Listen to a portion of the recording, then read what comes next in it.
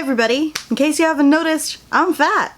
So there's this new show on Netflix, which I don't suggest you watch if you're fat, or gay, or disabled, or a human being with any sense of compassion for other human beings. I will not be watching Insatiable. I don't think it would be very good for my mental health. If you really want a review, you can go to our friend Mermaid Queen Jude, who watched the entire first season. In the wake of the hot mess that is Insatiable, Jude also created the hashtag #NotYourBefore, because you see weight loss commercials and you see the first version of the person is depressed and fat and pathetic and lonely, and then the second version of the person is thin and fun and happy, I suppose, even though diets consistently do not work, but we're not gonna go there today. And in celebration of the tag, rather than in retaliation to the show, I decided that I would talk about body positivity for maybe the first time directly ever on this channel. I guess I've been fat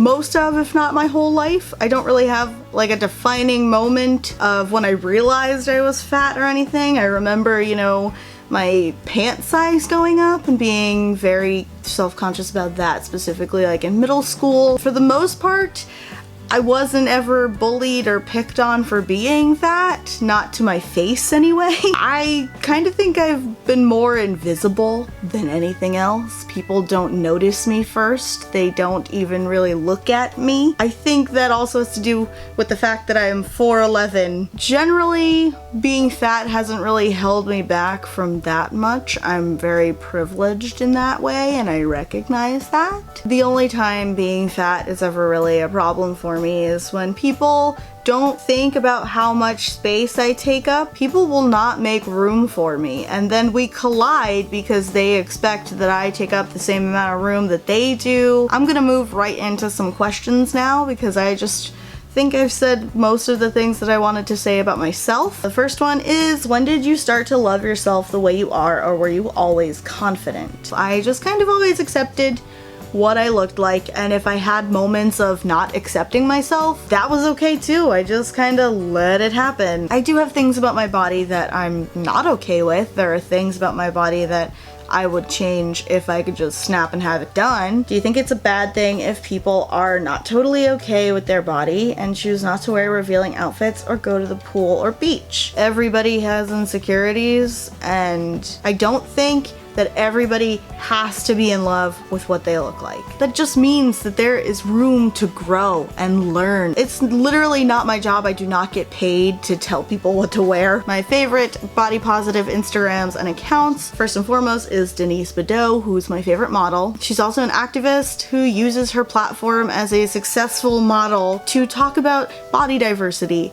and racial diversity and being a role model to not only young girls like her daughter, because she's a single mother, but also older women who have contacted her and been like, well, I never saw myself as a model or as anything close to a model until you came on the scene. So I'm gonna cry thinking about all of that. I really love Jameela Jamil as well. She plays Tahani on The Good Place, and she spends most of the time online calling out companies, brands, celebrities, people with fatphobic agendas. Can we just have Jameela Jamil in everything? Also a fan of Body Posi Panda, who went viral a couple years ago for dancing in her underwear online and talking about eating disorders and not being healthy, and then coming to terms with being healthy and happy with how you are. So Heather Troska doesn't really like talk about or talk a lot about body positivity or anything, but if you recognize her name, a couple years ago she did one woman Disney acapella videos. She's so talented. She did all of that by herself. She also wrote an article, I think for either Disney Style or Oh My Disney, about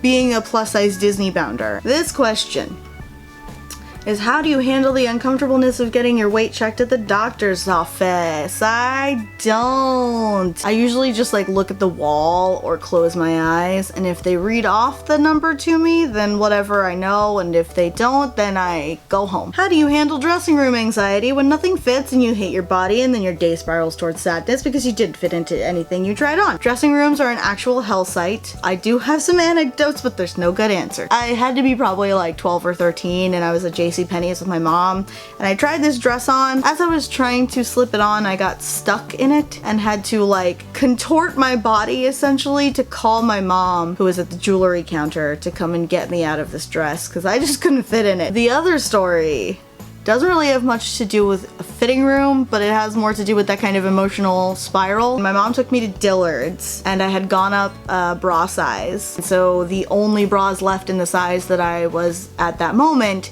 were ugly. They were like plain tan and plaid, like ugly plaid. It doesn't matter that nobody was seeing my underwear, it just mattered that I didn't have anything to feel cute in. So I had kind of a breakdown in the middle of a Dillard's. Until my mom took me to Lane Bryant, where they sized me correctly. I've trusted them ever since because they have big, cute bras for big boobs. How do you deal with fat shamers and people that tell you that you're unhealthy? I block them. There are gonna be awful, terrible people in this world that just look at me and think that I'm the most disgusting person that they've ever seen. And it's just because I have double D boobs, 51-inch hips, and just too much fat on my body, jiggly arms, and maybe some of them I can talk into believing that I'm a human being too, but then there are gonna be people that I just can't convince. Also, it is not anybody else's business what your health is like. This person wants to know how I feel when people say that accepting your fat is teaching others to lead an unhealthy lifestyle. Me being body positive because I like how I look and I like how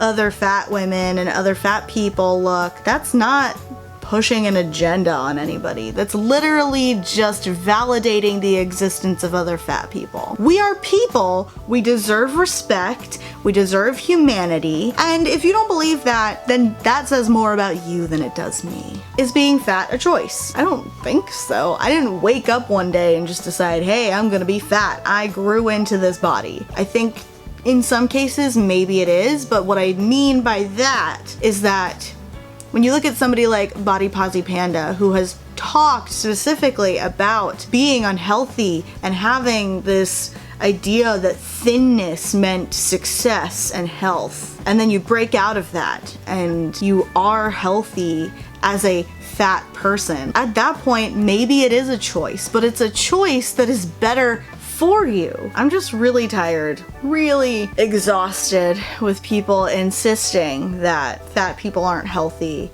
and that loving your body at any size means that you're supporting unhealthy lifestyles and pushing obesity on people. Just let fat people be happy. Thank you so much for watching this video.